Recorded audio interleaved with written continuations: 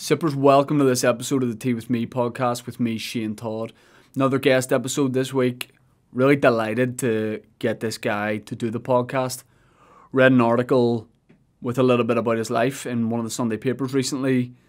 Knew so much of the work that he had done, knew his name, but didn't quite know a lot about his backstory. So was able to jump into that with him. My guest is Terry George. Terry is a writer and director who has brought us films like In the Name of the Father and The Boxer with Daniel Day-Lewis. He's worked on things like The Shore, which he won an Oscar for. Recently worked with Christian Bale on a fantastic film, The Promise, that he talks about. And honestly, we just got into a lot of his career and how he got to where he got to. It's not a traditional route, but I really enjoyed chatting to Terry. I watched so many of his films growing up. And it was brilliant to kind of talk to him about how he got into film. Extremely interesting guy, and delighted that he agreed to do the podcast. Before we kick into this, let me just plug two things. SupportLocalNI.com. Especially coming up to Christmas, a lot of people want to support local. And SupportNI.com is all about that. We'll link to it in the description of the episode. But essentially, it's like Amazon for local businesses, set up by a young guy from this very town, a Hollywood entrepreneur, which we love to see. Matt Stevenson set this up. It's just something you might want to look at if you're thinking about helping local businesses through this tough time. If maybe you don't want to, buy your gifts off a big supermarket giant website, this is a great idea. SupportLocalNI.com. Matt recently teamed up with Guilt Trip Donuts to give away hundreds of donuts to local businesses. He's making a big difference with what he's doing. So if you think that sounds like something you'd be interested in, SupportLocalNI.com. I think that's a great idea, especially at this time. So fair play to him for that. Also, we got to plug the Patreon, which is patreon.com/teawithmepodcast.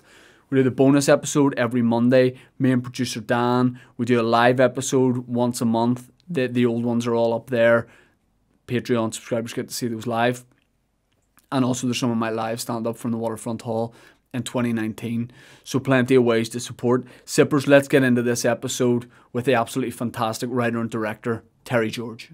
Terry, my first question that I ask all my guests on the Tea With Me podcast is, are you a tea drinker? What is the level of your tea drinking, if you are? Love that. I mean, you've gone straight in, black mug. Tea and coffee, yeah, quite a bit. I don't know, 2-3 cups a day, depending on. I mean, when you're writing, you need something to reach out to. So, yeah. So, big mug of Barry's Irish tea. There you go. Believe it or not, we are drinking from exactly the same cup here, because I'm going in on the. I only discovered Barry's about 2 months ago, honestly, in the middle of lockdown, and it totally changed. It changed my attitude in lockdown. It lifted my mood. I don't know why I've been drinking other brands for so long, because Barry's really is the ticket. Oh yeah, it's yeah. If you leave it long enough, you could stand a spoon up on it. That's a good old Belfast tea. You live now in New York, Terry, and kind of split time between New York and home. I want to find out about kind of how you got to where you are, and there are so many questions I want to ask you. But first of all, I just want to say that I think I saw In the Name of the Father when I was 9 or 10. I mean, not a teenager yet, and I can't remember a film that struck me as much as that did. I think I was probably too young to maybe take all of it in, but I just remember being really, really kind of blown away by that film, and I watched it again as an adult and enjoyed it in kind of a different way. And that and The Boxer are just two films that really, really stand out for me. And it wasn't until I read an article in one of the local Sunday papers that I found out a little bit more about you. I didn't know that the man who made those films was from here, and I know so much of your films, and then I kind of put it all together, and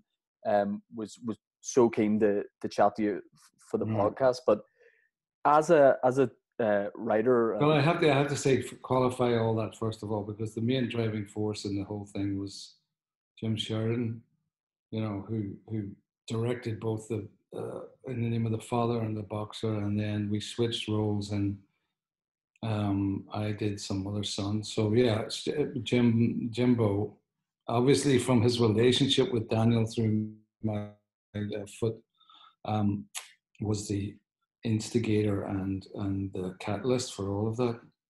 And yeah, I mean, to be making films like that in such a small part of the world as here as Northern Ireland, what was there, especially in the name of the Father? What reaction did you get to that at the time locally? Like I assume you were still living in Northern Ireland at the time. That's just a no, I wasn't. I oh was here.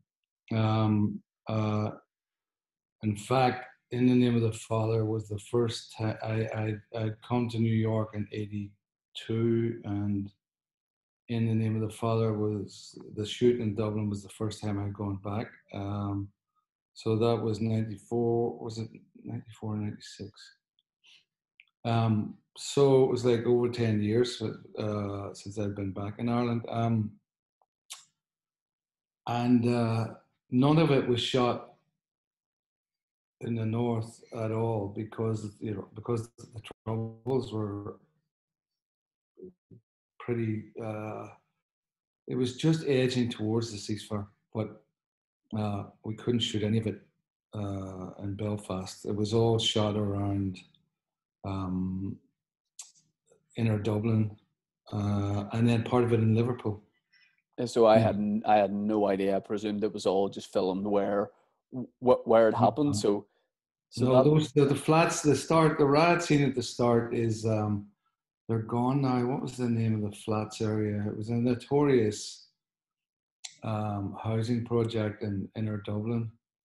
Um, that's now along the quays. It's now right. like this big. So it was all Dublin, um, and it all had to do with insurance and just the viability. At that time, Belfast and Northern Ireland had no real. They had a film industry, but it hadn't blossomed into what it is today. So it was all purely Well, um, when yeah. whenever those films came out, what in the name of the Father, what kind of reaction were you getting at the time locally? I mean, I was very young then, so I don't remember the release. But when that film came out, how did that go down? Was it It went received well by down like everyone? a fart in an elevator. Um, yeah, the immediately politicians, particularly in Parliament, screamed that it wasn't true, that it was propaganda. We were sued in court for saying this is a true story. There were exposés. I remember specifically sitting with Jim in his house in Dublin when he got a call from the Daily Telegraph. And as soon as he got that call, I sort of knew, like, oh shit, here we go. For an interview, and he started the interview and he said that, well, uh, they said it's not true. And Jim said, and I'm paraphrasing, there's a greater truth in this film than just the truth itself. And I'm like, oh, geez, you know. But that's exactly what it was. And the accusations about its veracity were all based on, well, Jerry Conlon wasn't in the same cell as his father, which was correct. He wasn't. He was next door some of the time. Yep. Some of the time he wasn't in the same prison, but other times, he was right there. And like Emma Thompson's character, well, they don't say, please approach the bench in British courts. No, but we needed Emma Thompson to talk to the judge. Yep. Um, Yep. and the fact of the matter was, after all this hoopla about how it'd been lies and blah, blah, blah, and the Guildford Four were guilty and blah, blah, blah, 10 years later, Tony Blair apologizes to the family. They get big. They're all declared innocent. And the veracity of the film on the level of the storytelling we told, it was true. So, yeah, The boxer had a different the boxer had a different reaction, more from the Irish Republican side than with In the Name of the Father. There was sort of yeah, pretty fairly negative reaction to the boxer because of its coverage of the ceasefire and the dissidents, and particularly the Jerry McSorley character.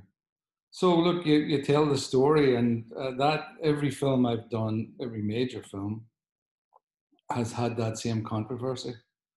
The worst effect being what's going on at the moment, because Hotel Rwanda has led to the kidnapping, capture, and imprisonment of Paul Rusesabagina, the lead, the subject of and the hero of Hotel Rwanda.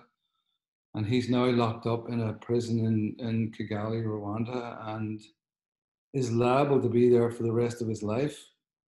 Is that Uh, because that the film brought so much awareness, like a far wider awareness yeah, to what it's was going on? because the New York Times just published about, I'd say 2 months ago now, a big expose of what happened to Paul. And basically, the Times, strangely enough, an Irish writer, Declan Walsh, a great Irish writer, nailed it in saying that Paul had become the most famous Rwandan in the world. And President Kagame did not like that one bit. Right. Um, and waged a camp. And I mean, I had literally sat beside President Kagame in Kigali and watched the movie with he on one side with his wife and the whole parliament and diplomatic corps. And but 2 months after the film's release, Paul put out a book and condemned Kagame's dictatorship. And that was it. The war was on. So there was that, and then the most recent big film I've done, The Promise, which is on set during the Armenian genocide and tells the story of the Armenian genocide, produced not only a ferocious reaction from the Turkish government, but they actually made a kind of phony counter film. I forget its name now. Oh, The Good Lieutenant or some bullshit. Right. Right. Um, so you make films about humanitarian issues and controversial stuff, and the shit's going to hit the fan, Yeah. and I've come to expect that. You know? Yeah, I mean, people talk about like the legacy of films and the power of filmmaking, but you offer examples there of big, hard hitting things when governments are getting involved.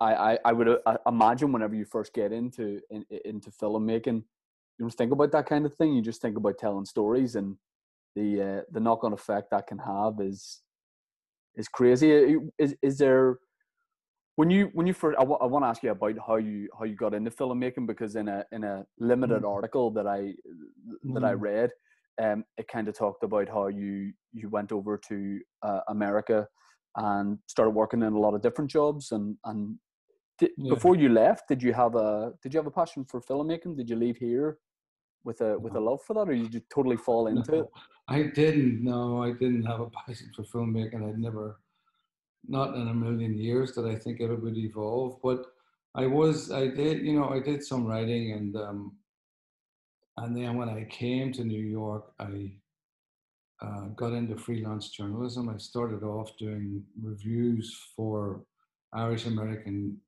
newspapers, music reviews. I think I was the first one to review the Pogues when they came Right. way back when, and Christy Moore, and all of that, and that evolved into a job at a magazine, New York magazine, pretty famous magazine, and at the same time I was I wrote a play called The Tunnel, which eventually Jim Sheridan put on, and that's where the connection started. And when he went off to do My Left Foot, I ran the Irish Arts Centre, which then was like basically a shed on the edge of Manhattan.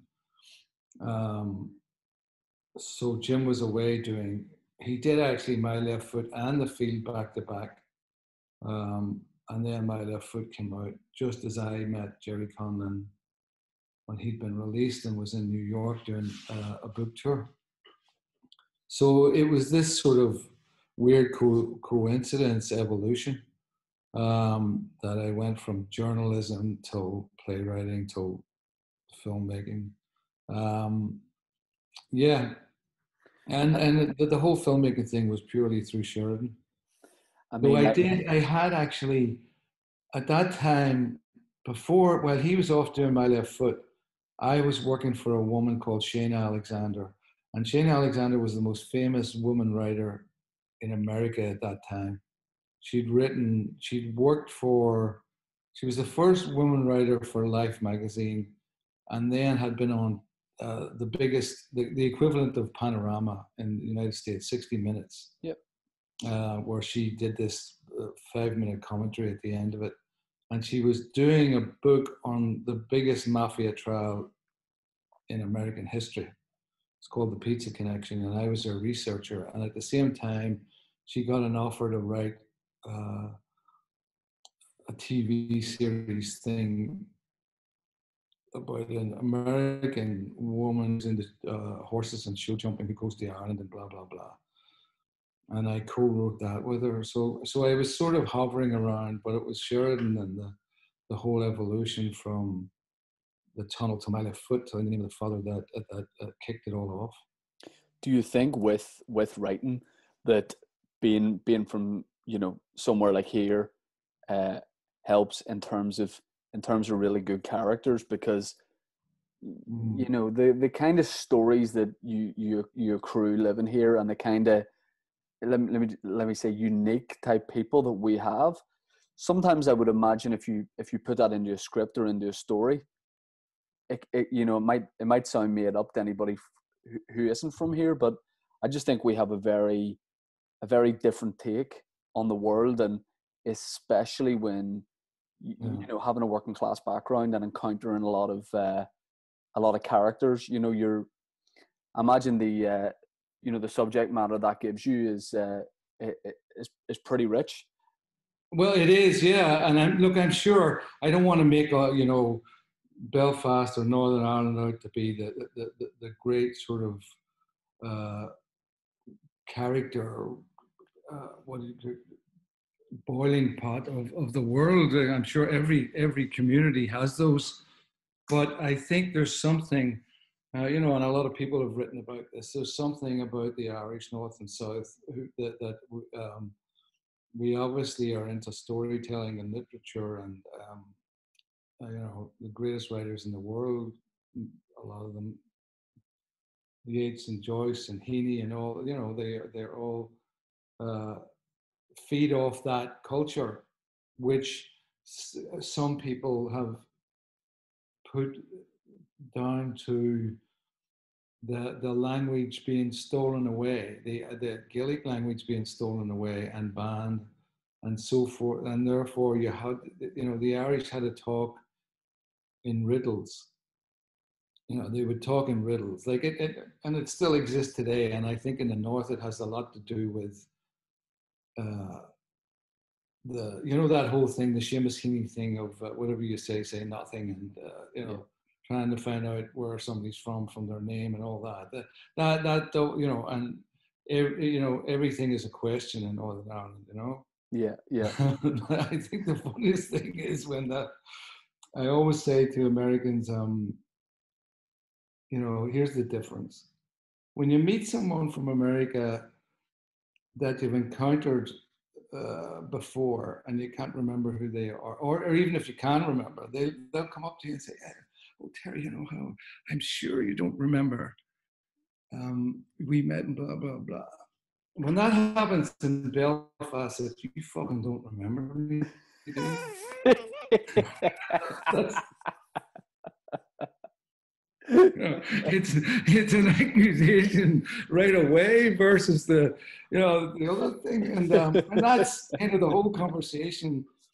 So there's a crispness and a cutting edge to our dialogue and to the stories we tell, I'm sure. So yeah, you feed on that. Um, so yeah, and then I mean, within the name of the Father, it was Jim was doing the kind of father son stuff when I was doing the troubles in the jails or whatever, and we mixed it up. But there was that combination, you know. Did you have any reservations about writing projects or around the troubles and based around that time and dealing with political issues and being from here, or was it just something that Yeah, no, stories you no, felt you you have wanted to tell? reservations, and you know, it had it created problems for me, a lot of problems, but you have to get it out there, you know. Yeah, And you have to understand, and I knew right away I was writing from uh, I'm Catholic in name only, you know, and detest the structure of the Catholic Church. Um, but I'm, you know, Republican, uh, and so I knew, right, you know, I have a bias that's going to appear there, and you can't help that, and you try to mitigate that by putting yourself in the headspace of the people on the other side, and try to write that way as much as you can, you know. And I suppose the biggest condemnation I got, but from both sides, was for Some Mother's Son, you know, the hunger strike movie. yeah, But I was trying to write from the perspective of the mothers, you know, and it's funny. I watched The Crown reluctantly at first, and then I'm enjoying it. I've just started. Yeah, I watched it. I've watched the whole fourth season now, which you're probably just getting fed at the minute. But you know, Gillian Armstrong does an amazing job with Thatcher. And what struck me, there's a whole episode based around when her son Mark went missing in the Sahara Desert and the effect it had on her. And what struck me about that was this is the same woman that, you know, let 10 sons starve to death over what turned out to be a load of bullshit, you know, was resolved. Again, Yep. I don't know, you know, reasonably quickly once that no Thatcherism gave way to a deal. Um, so yeah, you know, I've never hidden or claimed to be objective. You can't be objective in film. If you point a camera 30 seconds one way and 5 seconds the other, you've already made it, you know, a subjective decision. Yeah. Um, I mean, I've just started The Crown. I went into it with I don't know a mm, lot about the royal family. I mean, probably into it with real indifference, and I think I'm about 5 episodes in, and I've never understood people, Terry, that order like commemorative plates and tea towels about the royals before, but now I just find myself googling like, what can I get? Coasters, whatever it is, pillows. but as an investment or that you're a fan, I don't know. I'm just I don't know. I'm just obsessed with. I think that world. I think that notion of being so detached from reality and living in such an old kind of Mm, way, like that's medieval almost, to just yeah, be so out of touch with the real world. I find it really really fascinating, really fascinating. yeah. I mean, I guess you know half the world does now. It's a big hit, and clearly, I mean, they don't come off very well. No. I guess the Queen does pretty well, and strangely, Prince Philip does. He always struck me as the biggest wobbly of them all. You know, um, I Yeah, mean, Charles is a freaking disaster. You know, Prince Philip uh, comes across like someone who kind of just got swept along with it and decided to have a bit of yeah, fun, a bit of fun along the way. yeah. But it's the entitlement that should all be allowed to happen. Yeah, I mean, it's great TV, and people over here love it, um, and it's interesting to see the perspective of it. You know. It's difficult to Um, watch it being from Northern Ireland. It's difficult. I think we're very polite and we have good etiquette, and it's very difficult to watch it whenever people don't say thank you to, at every turn. You know, when one of the royals takes off a robe and a servant takes it, you know, you should be turning around every time. Here, cheers, mate. I appreciate that. There's no thanks. You know, I just want to see everybody thanked. yeah, But yeah, I mean, it's a fascinating yeah, series. Um, I don't want to dwell too much on no, politics at all, but in the yeah. article that I read about you being interned, about internment, and that's something Hmm. that's I something was that adjourned and then I was sentenced, and yeah, and obviously that came out in the it shows up in the movies, and it came out uh, in the press coverage hugely, you can't do 3 years in long cases it was then and not have a big impact on your life. yeah, Um, but yeah, I mean, I have to remember it's 40 years ago now, and there's like I've actually lived in the United States longer than Northern Ireland, though Northern Ireland's my home, and or the north of Ireland, or whatever the fuck you want to call yeah. it. I know.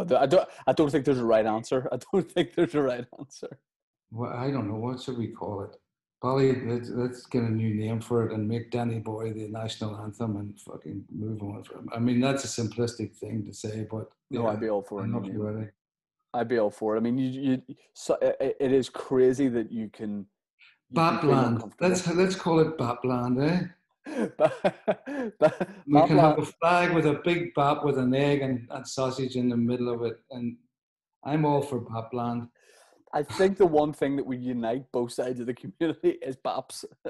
Yeah, Bapland is it. Yeah, we're united in our food choices for sure. Baps cannot be And denied. you can see that when you see everybody in Northern Ireland, fucking, including myself, needs to lose 20 pounds.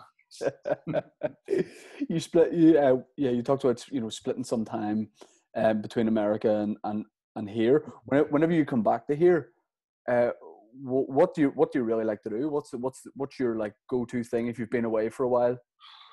Well, I was home from January till literally February 26th because my daughter Orla just shot a movie Oh, um, congratulations! That's great. right in the same location as the shore. Uh, Basically, my house and around there. Yeah, Um, the Georges there seems to be a little bit of pattern of the Georges enjoy just like doing a little bit of filming from the house, which I can definitely get on board with. Just keeping it close to home. Let me tell you, I don't enjoy it because the fucking house gets wrecked. Right, right, And right. having a film crew around your house and in your house and all around it. Now, the short was only 6 days, so that was nothing. This was 2 months. Um, uh, and it's liable to be more because there's some reshoots needed or whatever. But the area, the region, Colock, Ardglass, the Mournes, Torella, is one of the most beautiful places in the world and friendliest and neglected because it never had the same attention as, say, the northeast, Giant's Causeway and around there. I guess Newcastle with Royal County Down, but other than that, it wasn't really on the tourism map. Yeah, So I like to try to use that as much as I can. I think And Farmer. yeah, when I go home, what do I like to do? Well, I mean, you see friends, and uh, I guess the Irish north and south of this thing, they don't call you up and say, "Are you available?" or whatever. The door knocks and then they come, and that's a cup of tea and Yeah, the Paris buns and the custards and all that. Those wonderful healthy foods that we love so much. Um, yeah, so that it's more that getting together, and I go into Belfast occasionally. My brother Michael is still there, and uh, but that's that. Yeah, that's it's just hanging out. I think the likes of Lacal and around the Mourns and Hourglass, Mm. that kind of the word. I mean, I think a lot of the reason why it is undervalued and maybe not a lot of people visit there, I think when Van Morrison made the song Coney Island, I think he put the idea in everyone's head that every shop sells potted herrings, cockles and things like that. I mean, he doesn't make the cuisine sound appealing, so I think that might have put a lot of people off. I don't know. I mean, there were two places that used to sell it in Hourglass. You know, Milligan's supermarket and there was a fish store and all. But the whole economy, fishing industry in Hourglass and Kilkeel and Portavogie and all has been devastated by overfishing and all sorts of EU/UK skullduggery and whatever. And it's a shame because it's part of my growing up. I literally remember huge nets of herrings being lifted off fishing trawlers and some dropping out and me picking them up and putting them in a bag. And that was the Friday thing, but Yeah. yeah. Yeah. And potted herrings and all that and picking. And, I did a little bit of it in the shore where they were out picking. They were actually picking willicks, you know, um, not mussels, but Americans don't understand Yeah. the concept of eating sea snails is beyond them, I got where the especially show boiled till they're freaking. Huh? I got where the Yeah. show was filmed wrong. I thought it was Dundrum. I just had an area of Dundrum in my mind where I thought that's where the show was filmed. So I didn't realize that it was No, our it's right glass. outside. It's the bay. It's the bay. It's Culloch Bay, Yeah. where the whole thing is shot. And there's a tidal pool where all the locals would go out and pick uh, some mussels and willicks, mostly willicks because they could sell that. But now, God help them, it's Lithuanian refugees and Eastern European refugees who you see out picking willicks out of necessity, and they'd be out there. I'd see a light going at 3 in the morning in the winter where they're out with the tide. So it's a strange evolution. I think quite a lot of. I think there's at the minute in our glass. Hope I've got this right. There's fishermen from Ghana that have just like got involved with the local GAA club, and they've been training and playing, and that was a fantastic news story in a No, time when that's you a kind good of want to thing. But see. there was also, there's the flip side of that. There's Filipino fishermen who are on boats who can't get off the boat or have been on it for. That's a slave labor thing at the same time. I Yeah. mean that. At one point, I was going to do a movie about this, about just slave labor on deep sea fishing trawlers, not around our glass. Yeah. So yeah, but yeah, it has evolved, and it's more of an evolved community, like everywhere else is, which is a good thing. Well, that's Yeah. speaking of projects that you would think about doing or want to do. That's one of my final questions for you. Is there a particular story that you've always wanted to tell through film that maybe you haven't been able to or would love to do so but haven't had the chance yet? Yeah, there's a couple. There's a few that that I'm working on. Two set in the north, um, one in the south, and um, the market area where my mother and granny and all was from fascinates me because it's so crazy. Mm-hmm. The Mm-hmm. market area, I know all the Belfast areas are crazy, and they all have their legacy, but the market just was so, I mean, literally where my granny lived, which was on Legan Street, which looked out on Crummock Square. And there was a courtyard that led into a sort of a bigger courtyard and stables in the back of these Victorian, decrepit, outside toilet houses. And I think it was the Murdochs or the Stows that had stables there, and they keep horses, the trotting horses and all that stuff. So there was always horses. There was always animals running about the market. There were always cattle getting escaping, and there'd be a panic. And because the actual cattle market and sheep market and pig market was across the road, and they drove them.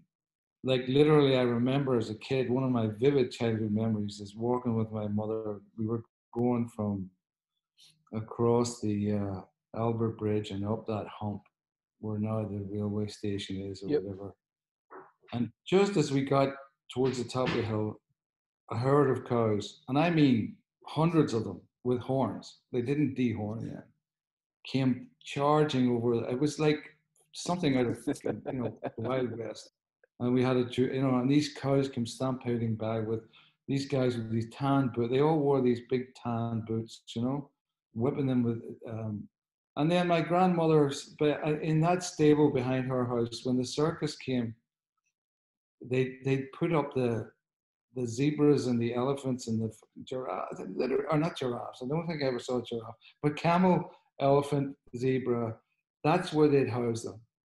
I mean, this story. It's just insane. What I do you mean, think? one micro observation I only sort of confirmed in my own head recently about the market is the way I drive into Belfast. I would sort of drive down the Ormo Road in parallel with it, and don't think this is something you would ever incorporate into a film about the market, but any fella under the age of 40 that walks out of the market towards city centre, shorts all year round. And I know that is a very niche observation, but Yeah. coat on the top half, jumper, zip up, trainers, always shorts. I don't know what it is about guys in the market. I don't know what they have against Well, trousers. that's a new that would in my time they wouldn't be. They'd get. Are you kidding?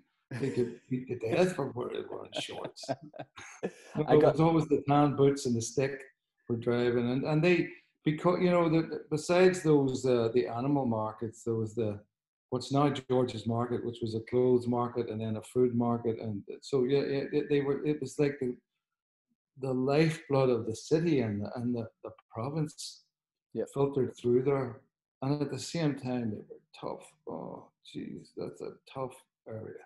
Yeah, I mean, my granny grew up, I guess on the other side of the bridge in the Newton on Susan Street in the Newton Road, I know and Susan Sweet. Yeah, sure. Yeah. and it did it did seem to be a very tough place to live, around there, but also great with the Yeah, people and she I remember hearing a lot about from before the troubles when there wasn't like quite a lot of the problems that we have had with workers that yeah. mixed, and I love hearing stories about that time and all around that area. Sure. Yeah, yeah. I mean, and capturing that. I mean, I think Mary Jones and Martin Lynch and these, they've all done great work as playwrights and stuff to sort of get the sense of that. But that's just one area I know well, and because my father was from the Short Strand, Ballinmacarrot, there was that bridge link, and so I knew, they were from Beachview Street. That's the basis of my culture. Yeah, Um, yeah, so trying to capture that, and I mean, you mythologize that sort of Dickensian because it was tough, and children were thrown out, and there was a lot of bad stuff went on, clearly. But starting there was work a at such a community. young age. But yeah, Just, there was a community and there. hard work, hard work. Yeah. My granny worked in Gallagher's, not Wow. and He was a drug dealer. selling it on the Seriously, side. we produced the most freaking. That was the proudest thing in Belfast. We produced the most, you know, addictive drug in the world, recognized by all as such now, and that was it. Yeah. I got to finish there. I could ask Mm. you a million questions, but I want to wrap up just by asking you about two actors that in particular that you've worked with. Two of my favorite actors, Daniel Day-Lewis and Christian Bale. You worked with you mentioned The Promise. You worked Hmm. with Christian Bale. Yeah. I read that I mean, when look, I've.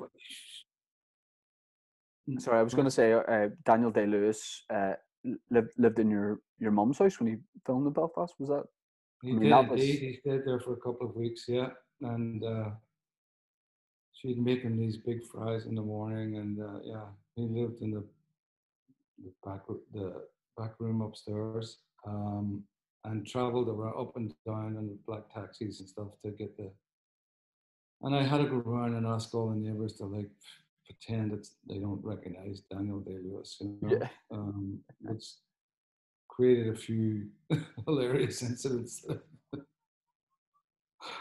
One guy followed him into the toilets, and I think it was it the Green Bar or the Glenchesque or some bar I took him into, and he was taking a piss, and the guy comes up and says, "I don't give a fuck who you are. I want your autograph." And Christian is just the greatest. I mean, he got this bad reputation for one thing he did on film, but he's the most generous, you know, gifted guy. So that you hear of that other stuff, and then you talk to somebody, and then you meet him, and it's just the polar opposite. And Daniel's an incredibly uh, honorable, courteous guy who just doesn't want fame in the slightest, which is why he's given up. Yep. But I've been blessed. I mean, I've worked with Daniel, Christian Bale, Joaquin, who's my friend, Joaquin Phoenix, Helen Mirren. I'm looking at the posters here. Don Cheadle, Sophie Okonedo, Kieran Hines, Oscar Isaac. Who am I forgetting? It's just fantastic. Bill Paxton.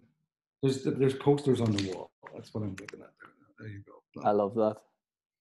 I love the In the Name of the Father poster is great, but the boxer is that the boxer poster with the no, the boxer poster's in another room. It's the Shore, the Promise, in the Hotel Rwanda, In the Name of the Father. The boxer's over outside on the hall. Yeah, that's it. I just, what do you do with posters except hang them up? I know this whole background here. I've had reservations about doing Zooms with this, because I do Zooms with people in Hollywood, and it's my desk and it's where the computer is. So it's like, but I've been told it's a bit intimidating. But fuck it. No, I like it. I say, like you say, if you got posters, you got to hang them up. What am I supposed? What do you do with? I know that's the thing about the Oscar. What do you do with the Oscar? It's fucking, it's a doorstop. It should be a little tattoo just here, a little thing saying. Look, if I ever won an Oscar, I think I would treat it like I was a pirate with a bird on my shoulder. I think I would just constantly just have it there. Every conversation, I figure out a way. For like 3 days, and then people say, "Catch yourself on." It's true. Anyway, Terry, great talking to you. I appreciate it so much. Thank you so much for your time, and no really appreciate it. Well, I look forward to listening, watching, whatever. Yeah. Thank you very much. Cheers, Terry. Thanks a million, man. Bye bye.